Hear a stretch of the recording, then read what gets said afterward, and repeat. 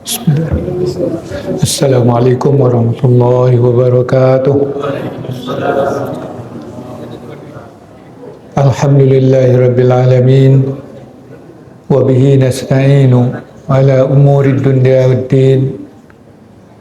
Wassalatu wassalamu ala asyrafil anbiya'i wal mursalin wa ala alihi wa ashabihi wa man tabi'ahum bi ihsanin ila yaumiddin. Amma ba'du fa ya ayyuhal muslimun rahimakumullah. Allahumma ya rabbana zidna ilma warzuqna fahman wa alhiqna bis salihin. Syukur alhamdulillah, pada ba'da maghrib ini kembali kita dapat melanjutkan membaca kitab Jawahirul Bukhari daripada hadis-hadis yang diriwayatkan oleh Imam Bukhari dalam sahihnya. Dan pada kesempatan ini kita sudah sampai pada kitab Al-Masaqah,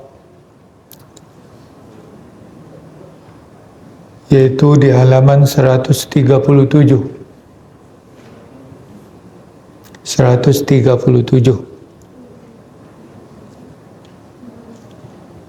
Yaitu hadis yang ke-340.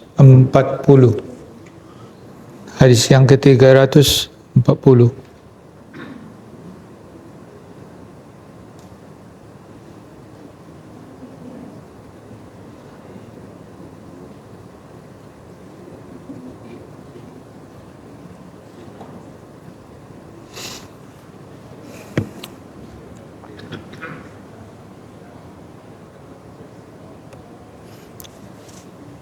Yaitu bab ismi man mana bin sabili minal ma'i. Babu ismi man mana bin sabili minal ma'i. Bab dosa orang yang enggan atau menghalangi ibnu sabil dari air. Ya. Kitab Al-Masaqah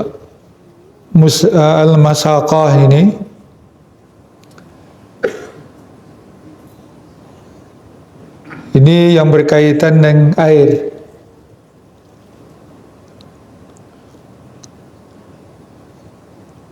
Al-Musaqah dari saqah, ya, yang berkaitan dengan air, baik air yang untuk diminum atau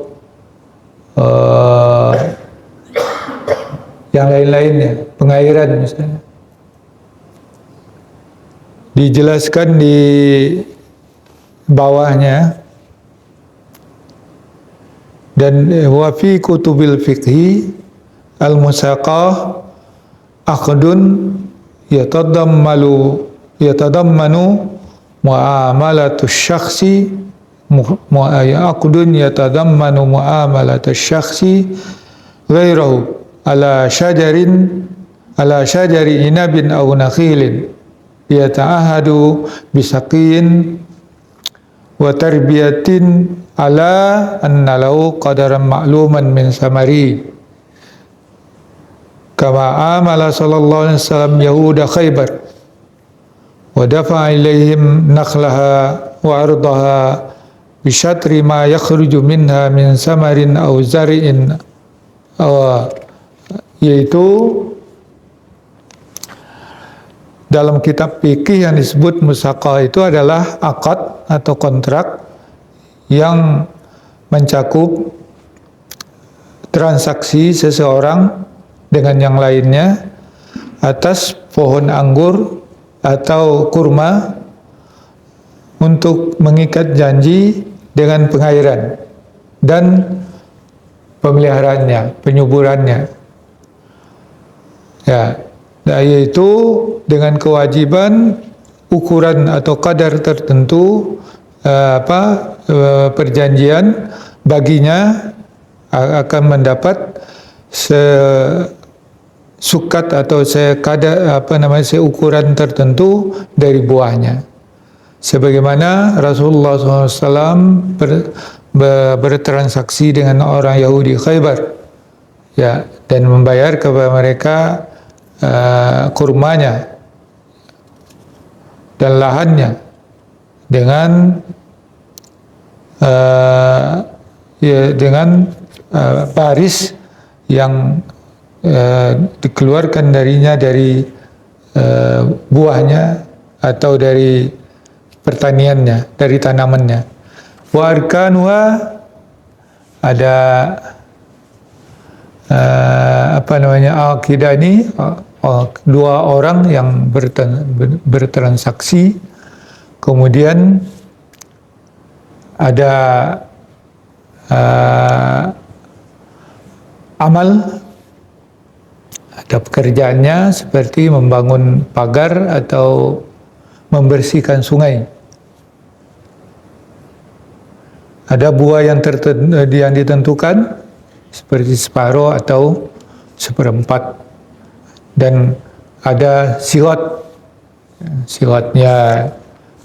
ijab kabulnya, siwat kontraknya. Nah, itu dalam kitab fikih.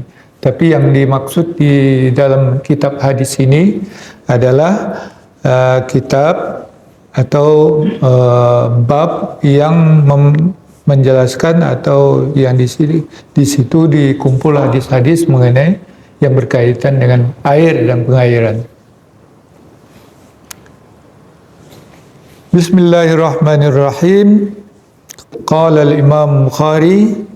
Jadi ini hadis yang diriwayatkan oleh Imam Bukhari yang bersumber dari Abu Hurairah. Itu qala al-Imam Bukhari rahimahullah an haddatsana Musa bin Ismail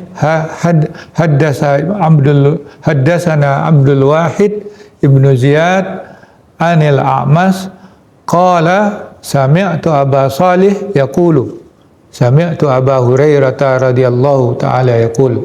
Nah, ini yang di kitab Asy-Syarb wal Musaqah. Karena hadis ini diriwayatkan juga nanti di jilid 11 atau di kitab Al-Ahkam namanya. Itu di hadis 7212. Kalau hadis ini hadis 2358 di bab Al-Musaqah.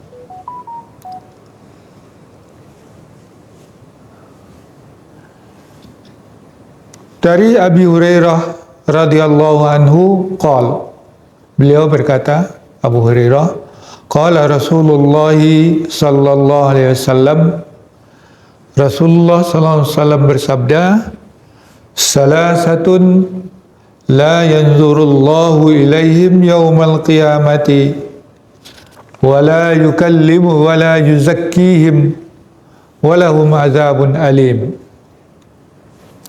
Ada 3 perkara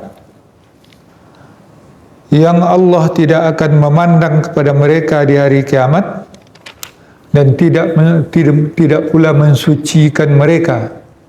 Walahum azabun alim, dan mereka mendapat azab yang amat pedih. Pertama, diriwayatkan oleh Abu Hurairah, ucapan Rasulullah sallallahu alaihi wasallam, yang pertama, rajulun kana lahu fadlu ma'in bit tariqi famana'u min ibni sabilin min ibni sabil. Ya, itu yang pertama, yaitu seseorang yang memiliki kelebihan air di jalan, lalu dia enggan memberikannya kepada atau melarangnya dari Ibni Sabil. Ibni Sabil itu maksudnya musafir. Ada musafir yang kehausan, yang tidak memiliki air. Dia memiliki kelebihan air, tapi dia tidak mau menolong orang itu. Yaitu yang pertama, yang Allah tidak akan memandang mereka orang itu dia nanti di hari kiamat, dan mereka tidak akan disucikan, dan mereka akan mendapat azab yang pedih. Jadi orang yang memiliki air lebih, ada orang kehausan, tidak mau ngasih. Yang kedua, warajulun baya'a imaman la yubayi'uhu illa lidunya fa in a'tahu minha radiya wa in lam yu'tihi minha sakhita.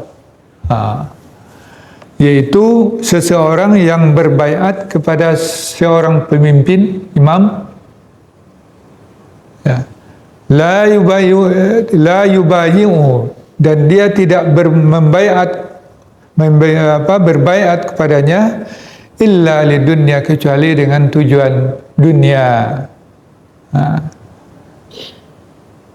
Fa in a'tahu minha, jika nanti imam itu memberikannya, memberikannya itu semuanya, apakah fasilitas, apakah uang dan lain-lainnya, radiyah, maka dia suka.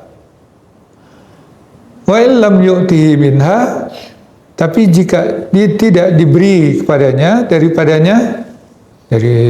imam itu tidak memberikan sesuatu padanya, padahal orang itu sudah berbaiat untuk loyal kepadanya, tapi dia tidak dapat fasilitas, tidak ada yang didapat dari dia, maka dia pun sakhita, marah dia, murka dia, menyesal dia berbaiat. Itu orang semacam itu juga tidak akan dipandang oleh Allah di hari akhirat. Wa rajulun aqama silatahu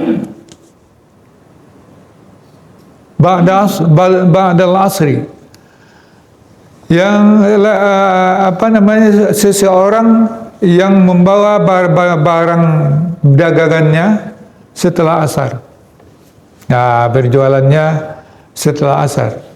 Faqala, maka lalu dia berkata, wallahi allazi la ilaha ghairuh, demi Allah yang tiada Tuhan yang hak disembah selain dia, laqad a'taitu biha kaza wa kaza. Fasaddaqahu rajulun, aku telah memberi, dalam satu lafaz u'ti itu, aku sudah diberi dengan sejumlah harga begini begitu. Fasaddaqahu rajulun, maka seseorang bersedekah kepadanya, orang yang menjual tadi. Summa qara'a, kemudian Rasulullah membaca, innal ladzina yashtaruna bi ahlillahi wa imanihim samanan qalila, ya, sesungguhnya orang yang memperjualbelikan janji Allah dan sumpah mereka dengan harga yang sangat murah,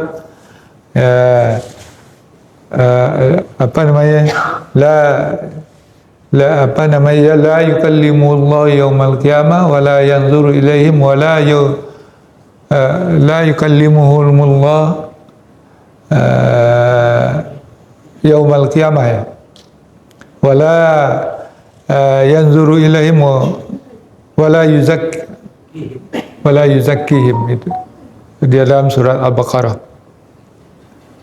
Innal ladzina, itu yang sering kita baca kalau sumpah pegawai negeri itu. Yang bagi muslim itu baca, innal ladzina yashtaruna bi ahdillahi wa imanihim samanan qalila ulaika la khalaqa lahum fil akhirati wa la yukallimuhumullah wa la yanzuru ilaihim yaumal qiyamah wa la yuzakkihim wa lahum azabun alim. Nah, itu ayatnya.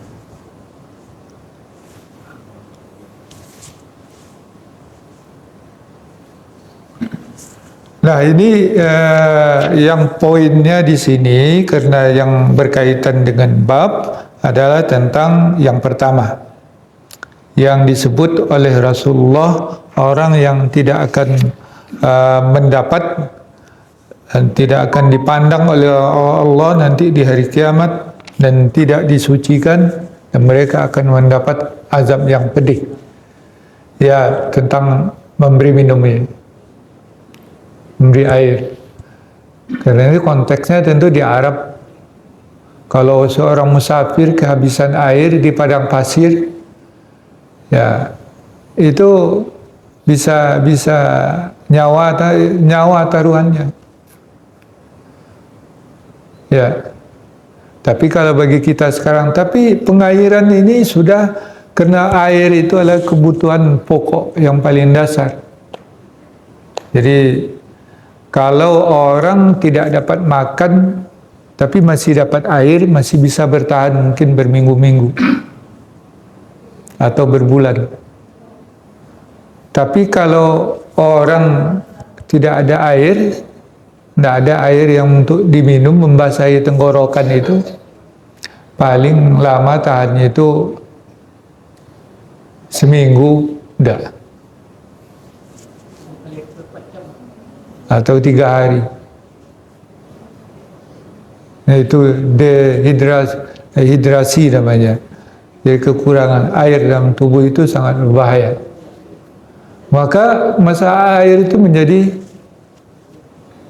penting. Nah, sekarang kalau air itu dikelola, karena itu adalah keperluan publik, itu diurus oleh negara. Maka ada pengairan, air minum. Tapi di negeri kita, ya alhamdulillah, karena berlimpah air, tidak terlalu apalah, masih bisa menggunakan air tanah.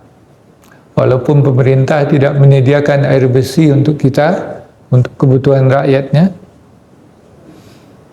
Tapi yang di masyarakat yang jauh di perbukitan itu tidak ada mata air, itu sulit mendapatkan air. Dan juga orang-orang yang hidup di pantai itu juga sulit mendapatkan air, tergantung pada air hujan. Jadi dibuat bak penampungan air hujan. Nah, itulah yang air yang terkumpul itu dijadikan untuk air keperluan air. Nah, kalau pas musim panas, tidak ada hujan, itu sudah susah. Air tanah tidak bisa digunakan karena payau. Ya. Itu biasa di daerah-daerah pantai seperti itu. Seperti di Dumai itu saja, itu sudah susah. Kalau lama tidak hujan, itu sudah sulit airnya. Nah.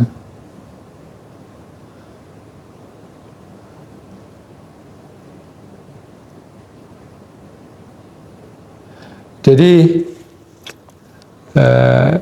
kalau di negeri kita ini tidak terlalu masalah lah. Tapi kalau di negeri-negeri yang atau tempat-tempat yang susah mendapatkan air, nah itu bagi yang kelebihan air, ya, mungkin dia punya mesin penyulingan air, ya, ketika kemarau diambil air tanah atau air laut, disuling menjadi air tawar yang bisa dimanfaatkan. Nah, itu adalah lahan mendapatkan pahala, dan itu kewajiban bagi dia ya untuk untuk memberi orang-orang yang tidak mendapatkan air,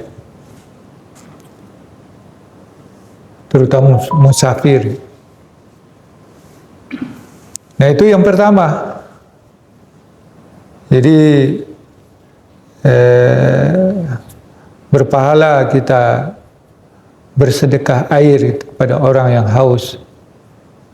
Dan ketika orang yang kehabisan air, nah itu kewajiban bagi orang yang punya kelebihan air untuk memberikan air kepada orang yang memerlukan itu.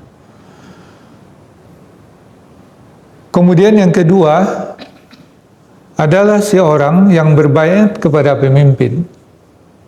Tentu pemimpin yang sah, bukan pemimpin yang tidak sah. Apabila pemimpin itu dipilih dengan secara sah, sesuai hukum atau sesuai syariat kalau dalam Islam, sesuai dengan apa yang diputuskan oleh undang-undang negara, lalu dia berbaiat. Ya, berbaiatnya itu niatnya hanya untuk mendapatkan fasilitas. Jadi dunia ini, kalau kita jadi konteksnya ini juga zaman dulu, zaman Nabi. Ya. Karena di suku-suku Arab itu juga yang menjadi imam itu Syekhul Kabilah. Jadi dia berbaiat. Kalau kita kan ya mesti berbaiat, mengakui kepemimpinan itu. Tapi ada juga yang menjadi tim sukses, berbaiat untuk membantu dia sampai menang. Tapi bukan karena ideologinya, bukan karena orang itu layak memang dibantu, karena kualitas dirinya, karakter dirinya, tapi untuk dia berbaiat itu untuk mengharapkan nanti kalau menang dia akan dapat fasilitas.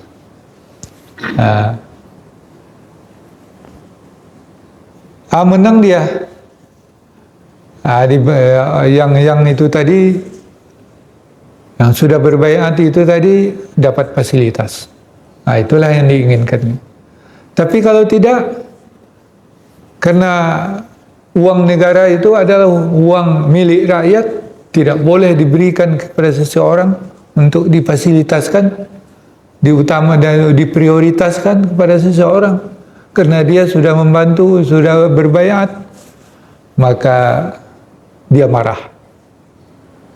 Lalu lupo kacang di kulit, dan menjadi lupo. Itu banyak kejadian zaman kini. Kita boleh membantu menjadi tim sukses, tapi tim sukses karena orang itu memang wajar atau patut dibantu. Karena pilihan kita. Apakah nanti kita dapat fasilitas atau tidak? Itu nanti aja pikirkan. Ya. Jadi itu kebanyakan di sini mau mengorbankan miliaran hartanya, menanggung biaya yang si calon ini, ya kan? Nah, nanti setelah menang, dia akan mendapat fasilitas. Ini mungkin nih seperti ini yang kejadiannya zaman sekarang. Kalau untuk berbaiat, tidak ada orang. Kalau tidak membaiat, orang pimpinan yang kita pilih itu berarti kita memberontak. Tidak ada yang memberontak sekarang. Ya. Kalau memberontak ya harus rakyat seluruhnya memberontak. Itu yang disebut apa namanya itu?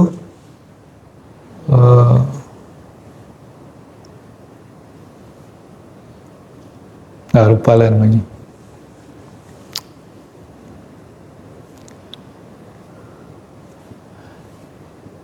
Jadi itu.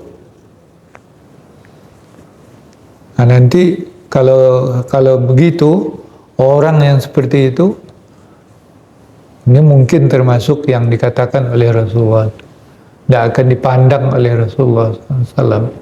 Dia hanya berbaiat kepada seseorang itu untuk mendapatkan keuntungan. Itu intinya seperti itu. Kemudian yang ketiga, yaitu orang yang berdagang setelah waktu asar. Ya, kenapa waktu asar? Ini apa namanya? Karena waktu asar itu ada yang ulama yang menjelaskan, ada tabi'in yang menjelaskan kenapa disebut waktu asar.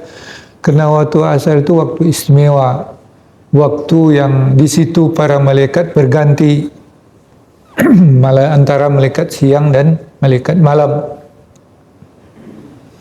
Ya, ada yang mengatakan waktu asar itu orang sudah mulai istirahat. Orang tidak mau lagi kalau dulu itu. Tapi dia gelar dagangannya setelah asar, maka dia bersumpah di atas nama Allah, wallahi allazi la ilaha ghairu. Itu sumpahnya wallahi. Apa yang disumpahkannya? Tentang barang dagangan. Itu bacanya di kebanyakan syarah itu itu biha. Aku diberi barang dagangan ini dengan dengan misalnya dengan harga yang sangat mahal, sehingga aku susah menjualnya karena modalnya mahal. Wallah, betul. Sekarang saya ingin menjual, tidak ada yang mau. Itulah. Lalu datanglah seseorang bersedekah kepada dia karena sumpahnya itu. Padahal sumpahnya itu palsu supaya dagangnya dibeli orang. Ya. Lalu si pembeli bersedekah kepadanya dengan harapan juga barangnya dijual dengan harga yang normal, tapi tidak dilakukan. Dia dapat keuntungan dengan sumpahnya itu.